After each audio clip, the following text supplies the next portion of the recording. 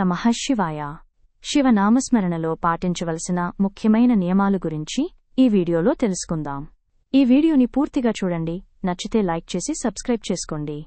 హర హర మహాదేవ్, శంభో శంకర. శివనామస్మరణ అనేది కేవలం జపం మాత్రమే కాదు. అది ఆధ్యాత్మిక మార్గంలో శుద్ధి, శాంతి, సమత సాధించే ఒక శక్తివంతమైన సాధన. దీనిలో నిజమైన ఫలితం పొందాలంటే కొన్ని నియమాలను పాటించడం ఎంతో అవసరం. ముందుగా, శుద్ధమైన హృదయంతో, శ్రద్ధతో, భక్తితో నామస్మరణ చేయాలి. శివుని నామం, ఓం నమః శివాయ లేదా శివోహం వంటి మంత్రాలు గొప్ప దైవిక శక్తిని కలిగి ఉంటాయి. వాటిని అశ్రద్ధగా, అలసత్వంతో ఉచ్చరించకూడదు. నామస్మరణకు ముందు శరీరశుద్ధి, స్థలశుద్ధి అవసరం. అలానే మానసికంగా కూడా ప్రశాంతత, ఏకాగ్రత అవసరం. దీనికోసం పూజా సమయంలో ధ్యానములో స్థితి కావడం మంచిది. నామస్మరణ నిత్యం చేయాలి. నిరంతరత ఎంతో ముఖ్యమైనది. ఉదయం లేదా సాయంకాలం శుభ సమయాల్లో, స్థిరమైన స్థానంలో, సాధ్యమైనంతగా ఒకే సమయంలో సాధన చేయాలి. అలాగే శివుని నామాన్ని ఉచ్చరించేటప్పుడు నిష్కామభావంతో, ఫలితాల ఆశ లేకుండా భక్తితో చేయాలి. మనస్సు అహంకారంతో నిండి ఉంటే నామం యొక్క శక్తి ప్రభావితం కాదని గ్రహించాలి. శివనామస్మరణ చేస్తూ ధర్మబద్ధమైన జీవితం కొనసాగించాలి. సత్యం, అహింస, క్షమ, దయ వంటి శివతత్వాలను జీవనంలో అనుసరించాలి. నామస్మరణను కేవలం ఓ సాధనంగా కాక ఒక జీవన విధానంగా చేయడం వల్లనే ఆత్మశాంతిని పొందగలుగుతాం.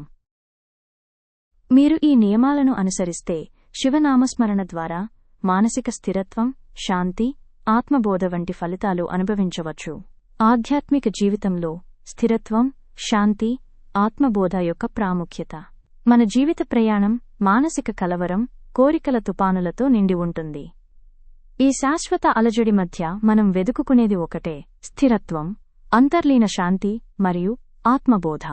ఇవి ఏవి బయట ప్రపంచం ఇవ్వలేవు. ఇవి మన అంతర్లోకంలో పుట్టేవి.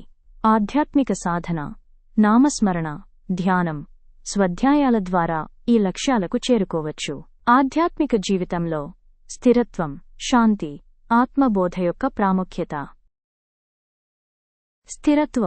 స్థిరత్వం అనేది శారీరకంగా కాదు, మానసిక స్థిరత్వం. ఉద్వేగాలకు లొంగకుండా ప్రశాంతంగా ప్రతికూలతల్ని ఎదుర్కొనడం. శివుని నామస్మరణలో భాగంగా మనస్సు స్థిరంగా ఉండటం, ఒక్కటే తత్వంపై నిలకడగా, మౌనంగా కేంద్రీకరించడం స్థిరత్వానికి ముడిపడి ఉంటుంది. బాగుంటే ఉత్సాహం, చెడితే నిరాశ — ఇది మనిషి సహజ స్పందన. కాని శివభక్తుడు మాత్రం ఈ రెండింటినీ సమంగా స్వీకరిస్తాడు. ఇది భగవద్గీతలో చెప్పిన స్థితప్రజ్ఞ లక్షణం.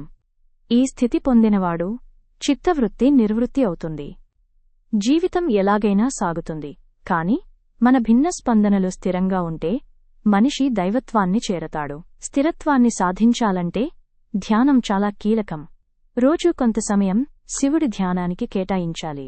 ఓం నమః శివాయ జపాన్ని మిక్కిలి శ్రద్ధతో ఒకే స్థితిలో చేయడమే మన ఆత్మకు స్థిరత్వం అందించగలదు. శాంతి అనేది బాహ్యంగా ఉండేది కాదు, అది లోపల పుట్టేది. మనలోని ఆలోచనలు, కోరికలు, భయాలు, అహంకారం — ఇవన్నీ శాంతిని దూరం చేస్తాయి. కాని శివుని తత్వం మనకు నేర్పేది త్యాగం, సమర్పణ, వినయం. ఇవే శాంతికి మార్గాలు. శివుడు పైగా మౌనవ్రతుడు. ఆయన ధ్యానంలో నిత్యంగా ఉండేవాడు. ఆయన చూపే శాంతి ఒక మార్గదర్శక మంత్రం. నామస్మరణ, శివుని లీలలను పఠించడం, శివతత్వాన్ని స్వీకరించడం ద్వారా మన లోపల శాంతి వస్తుంది. శాంతిలోనే శివుడు నివసిస్తాడు. అందుకే మంత్రంలో చివరగా ఓం శాంతి శాంతి శాంతి శాంతిః అని 3 సార్లు పలుకుతాం. మన శరీరానికి, మనస్సుకు, ఆత్మకు శాంతి కోసం. శాంతి ఉన్నచోట ప్రేమ ఉంటుంది, క్షమ ఉంటుంది. మనం మన జీవితంలో ప్రతి పనిని శాంతంగా చేస్తే అది ధ్యానమవుతుంది. మనం శివుని నామాన్ని శ్రద్ధగా స్మరించేటప్పుడు మనసు అలజడి నుండి విముక్తమై అంతర్లీన శాంతిని అనుభవిస్తుంది. ఆత్మబోధ — ఇది అత్యున్నత స్థాయి. మానవుడు తన స్వరూపాన్ని తెలుసుకునే స్థితి. నేను ఈ శరీరం కాదు, ఈ మనస్సు కాదు, నేను ఆత్మను అన్న స్పష్టత కలిగిన స్థితి. దీనినే ఉపనిషత్తులు శివోహం అంటూ పేర్కొన్నాయి. శివుడు అన్నవాడే ఆత్మస్వరూపుడు. మనం కూడా శివతత్వమే. ఆత్మబోధ అనేది చదివి వినడం ద్వారా కాదు, అది అనుభవంలో ఉద్భవిస్తుంది. రోజూ కొన్ని క్షణాలు శివుని ధ్యానంలో లీనమైపోతే మనకు మన అసలైన రూపంపై అవగాహన వస్తుంది.